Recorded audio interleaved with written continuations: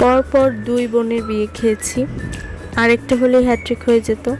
যেহেতু আরেকটা হয় নাই, তাই আমি ভাবলাম আমি নিজেই হ্যাট্রিক বানাই ফেলি। আমার কাছে বেশ আগের একটা বিয়ের ভিডিও আছে, এটা আমি আগে আপলোড করছি। এরপরে আমি আমার বোনের বিয়ের ভিডিওগুলো আপলোড করব।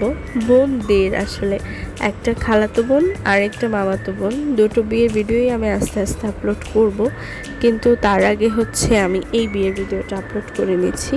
এই বিয়েতে আমরা অনেক এনজয় করেছি, খাওয়া দাওয়া থেকে শুরু করে এখানকার এন্ট্রেন্স ওয়াজ টপ নচ।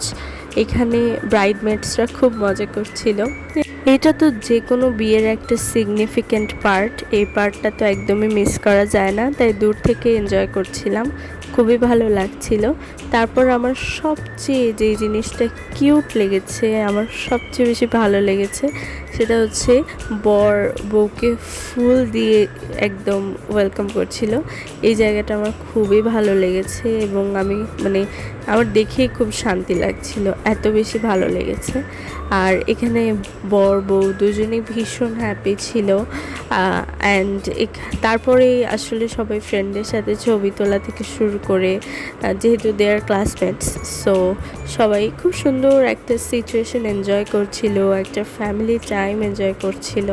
আর এটা হচ্ছে বিয়ের এন্ট্রেন্স, যেটা অনেক বেশি সুন্দর ছিল। এত সব কিছুর মাঝেও আসলে আমরা নিজেদের মতো করে নিজেদের ছবি তোলা, ভিডিও করা সব কিছু ঠিকঠাক মতো করতে পেরেছিলাম।